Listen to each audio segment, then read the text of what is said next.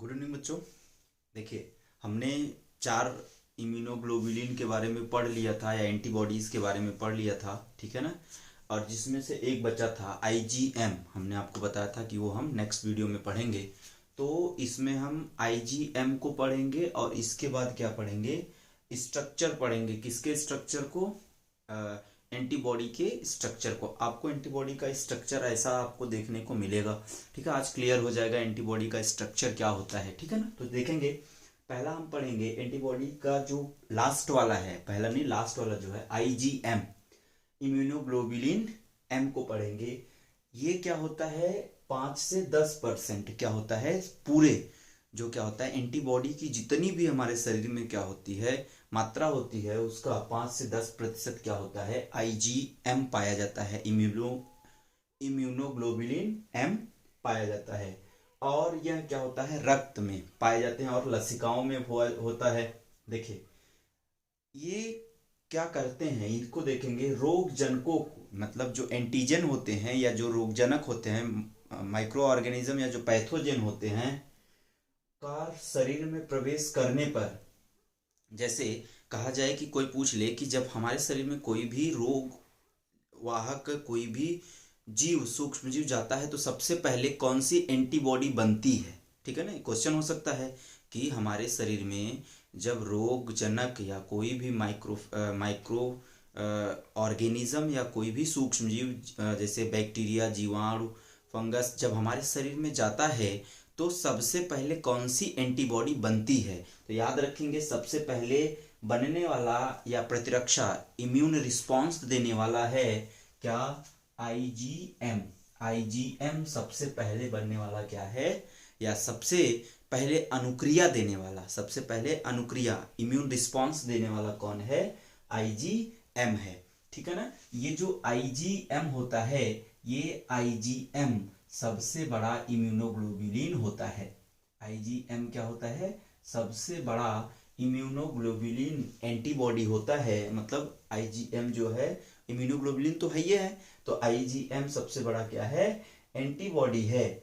यह फीटस में बनने वाला, जब फीटस बच्चा भ्रूण होता है तो भ्रूण में सबसे पहले बनने वाला यही एंटीबॉडी होता है। इसलिए इस एंटीबॉडी को, आईजीएम को फर्स्ट लाइंस ऑफ डिफेंस कहते हैं अगेंस्ट बैक्टीरिया। तो इसका फंक्शन देखेंगे, first lines of defence against bacteria, bacteria के खिलाफ पहली पंक्ति की सुरक्षा क्या होता है, फीटस को यही देता है।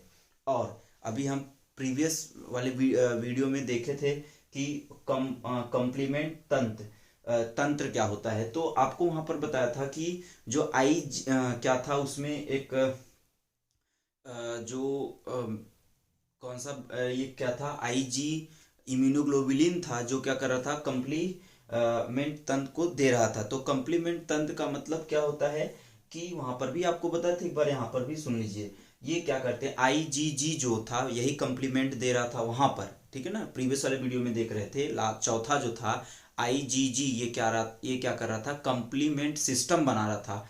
कंप्लीमेंट सिस्टम का मतलब आईजीएम जो होता है, ये फाइगोसिटिक जो भक्षण करने वाले या भक्षाणु की क्रिया करने वाले कोशिकाएं होती हैं उनको, और एंटीबॉडीज को क्या करती हैं, उनकी जो क्षमता होती है, भक्षण करने की क्षमता जो होती है उसको बढ़ा देती है। इसी प्रक्रिया को बोलते हैं कंप्लीमेंट सिस्टम या कंप्लीमेंट तंत्र या पूरक तंत्र। ये क्या करते हैं, जो आईजीएम होता है यह भी क्या करते हैं, मदद करते हैं। और यह जो होता है यह ब्लड और लिम्फ में क्या होता है, पाया जाता है। इसका देखिए, इसको हम बोलते हैं क्या है, पेंटामर स्ट्रक्चर, क्योंकि इसमें देखिए जो क्या है, ये ऐसी एंटीबॉडी है जिसमें क्या हो, आईजीएम ऐसी एंटीबॉडी है जिसमें क्या है, 5 तरह के मोनोमर, 1 2 3 4 5, जो क्या है आपस में परस्पर डाई सल्फाइड ब्रिज के द्वारा या बॉन्ड के द्वारा क्या होते हैं, जुड़े होते हैं। इसमें एक क्या होता है, जे चैन, या जिसको हम ज्वाइनिंग चैन कहते हैं, ये क्या होता है, पाया जाता है। तो ये आपका हो गया पूरा का पूरा क्या, आपका एंटीबॉडीज के टाइप्स को। अब हम देखते हैं जरा इसके स्ट्रक्चर को, ठीक है ना। इसके हम क्या करेंगे, स्ट्रक्चर को देखेंगे, इसका स्ट्रक्चर कैसा होता है, ठीक है ना।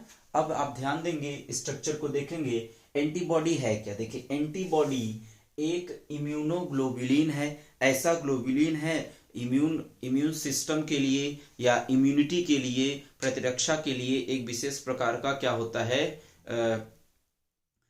प्रोटीन होता है जिसे हम एंटीबॉडी कहते हैं। यह शरीर में एंटीजन के विरुद्ध या किसी भी बाहरी फॉरेन पैथोजन के विरुद्ध क्या करता है, शरीर की सुरक्षा करता है। किसी भी फॉरेन इम्यूनोग्लोबुलिन, एंटीबॉडी एक ऐसा इम्यूनोग्लोबुलिन है जो हमारे शरीर का क्या करते हैं, जीवाणुओं से क्या करते हैं, रक्षा करते हैं। ठीक है ना।